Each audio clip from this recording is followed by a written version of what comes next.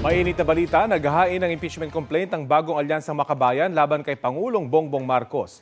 At kaugnay niyan, kausapin natin si bagong alyansang Makabayan o Bayan Chairman Teddy Casino. Magandang umaga at welcome po sa Balitang Hali. Magandang umaga, Rafi. Magandang umaga po sa lahat ng taga-subaybay ninyo. Opo, ano po yung naging basihan ng impeachment complaint niyo laban sa Pangulo? Well, isang ground po ang ating in-invoke, yung betrayal of the public trust o pagtataksil sa tiwala ng mamamayan.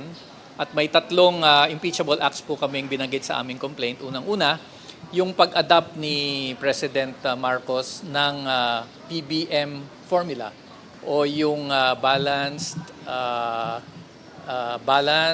budget, managed budget sa pag-allocate ng mga infrastructure projects, kasama ho yung 542 billion worth of flood control projects mula 2022 to 2025. At sa aming aligasyon, itong formula na ito na ginamit ng Pangulong Marcos para sa infrastructure projects ay nagresulta sa mga ghost projects, mga substandard at mga overpriced projects. Pangalawa, yung pag-abuso ni Pangulong Marcos sa kanyang kapangyarihan na gamitin ang unprogrammed allocations. Nagkakahalaga pong 213.5 billion pesos, including 111 billion pesos worth of flood control projects para po ito ay nakawin at pagkakitaan ng mga kickback. At pangatlo, yung mismong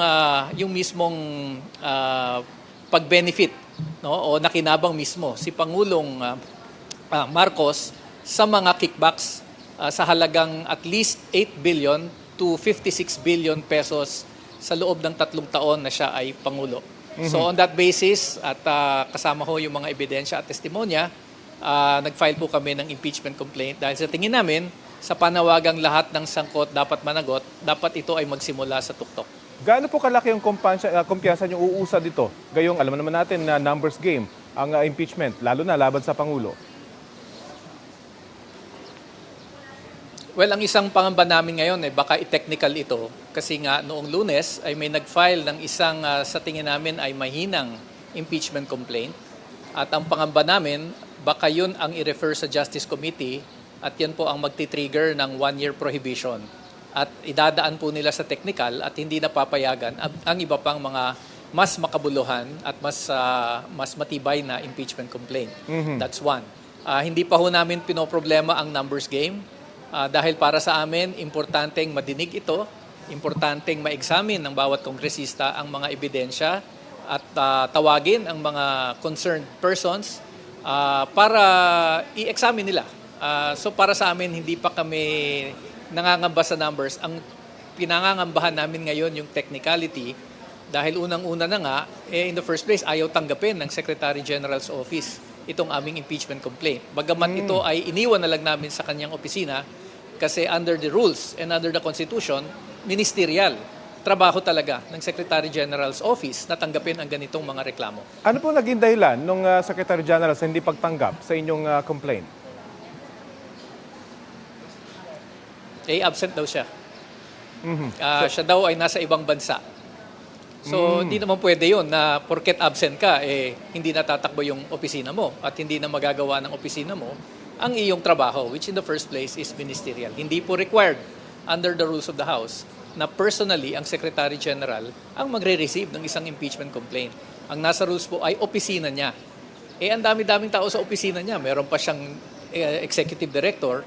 Nagtataka kami, bakit ayaw tanggapin? Hindi ho pwedeng dahil absent ang isang opisyal, matitigil na yung pagpapanagot sa mga tiwali sa ating gobyerno. Para po sa inyo, de facto tanggap na ng kanilang opisina yung inyong complaint. Yes, ang paliwanag po natin ng ating mga abogado, there's such a thing as yung basta iniwan mo at na-document mo na iniwan mo at yun naman ang ginawa namin, it is deemed received.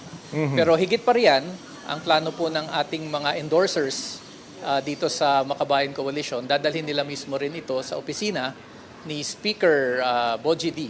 Para alam din ng liderato ng Kamara, alam din ng Speaker's Office that there is such an impeachment complaint at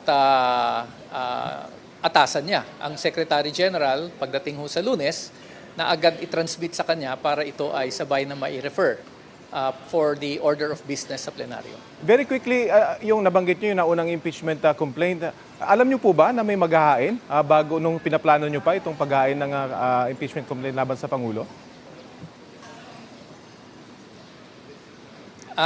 Hindi po namin alam na may magfa-file nung Lunes.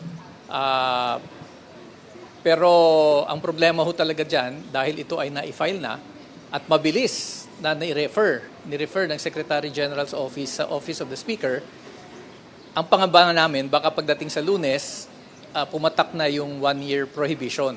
Kasi posible, at the earliest possible instance on Monday, ito ay i-refer na kaagad sa Committee on Justice. At kung ganun ang nangyari, lalabas mahina ang complaint na ni-refer sa committee at hindi niya binigyan ng pagkakataon. Unlike yung complaint kay Vice President Duterte, pinatagal ng Secretary General ng halos 2 buwan bago ito ay pinasa sa Speaker's Office. Okay, abangan po natin yan. Doon po sa Baha sa Luneta Rally, sinabi niyong hindi welcome yung panawagan na mag-resign ng Pangulo at mapalitan ni Vice President Sara Duterte. Paano po yan kapag nagtagumpay yung impeachment complaint po ninyo, ganun nga mangyayari? Wag ho kayong mag-alala dahil kapag natapos ho yung 1-year prohibition sa impeachment ni Vice President Duterte, kami po ay magsasampa rin ng impeachment. I-refile po namin yung naisampa namin nung 1 taon na kung saan na-impeach talaga si Vice President Duterte. Kaya nga lang, hindi natuloy yung trial sa Senado. So ang aming panawagan ho, ang Presidente at ang Vice Presidente ang dapat umalis sa pwesto dahil sila ang dahilan ng lahat ng mga problemang ito, ng political crisis na ito. At mas mabuting palitan na lang sila para makamove on na po ang ating bayan. Kung umusad ba nito kahit hanggang sa committee level, first time po ito na mangyayari. Yung Vice President at President ay parehong may impeachment complaint laban sa kanila. Ano po nakikita nyo na magiging senaryo? Opo. Well, it will be the first time. At ganun talaga dahil nakita naman natin kung gaano kalalim, kung gaano kasistematiko ang korupsyon sa ating bansa. It involves not only lower government officials, umaabot ho ito hanggang sa tuktok. At ang Vice President ay sangkot sa usapin ng confidential intelligence funds. Ang Presidente ay sangkot sa usapin ng flood control program. Pero itong dalawang opisyal na ito ay miyembro ng mga political dynasty na matagal na pong nagsasamantala sa ating politika, sa ating mamamayan. At panahon na. No? So in a sense, ito ay laban sa mga corrupt na political dynasties. At panahon na sa tingin namin na ang ating bayan ay lumaya sa ganyang pagsasamantala nitong mga political dynasties katulad ng mga Marcos at Duterte. And that will play out in the House and hopefully umabot ito sa Senado. At sana lang maging tapat ang mga miyembro ng Kongreso at Senado sa kanilang mga sinumpaang tungkulin. Meron ba kayong pangamba gayong si Presidential son Sandro Marcos ay kasalukuyang chairman ng Committee on Rules at posibleng may malaking papel sa impeachment process? Para ho sa amin, that is not, kumbaga, secondary issue yan. Ang primary na usapin dito, ano ba yung aming tungkulin bilang mamamayan, bilang mga taxpayers na pinagnanakawan, saan ba kami pupunta?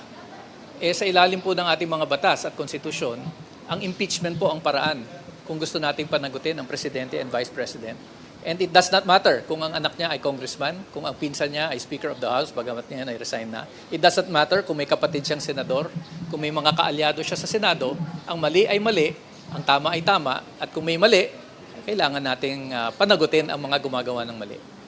Okay, maraming salamat po sa oras na ibinahagi niyo sa Balitang Hali. Yan po si Bayan Chairman Teddy Casino. Maraming salamat dito. Magandang umaga. Susubukan pa namin kunan ng pahayag ang Pangulo o Malacanang tungkol sa ikalawang impeachment complaint.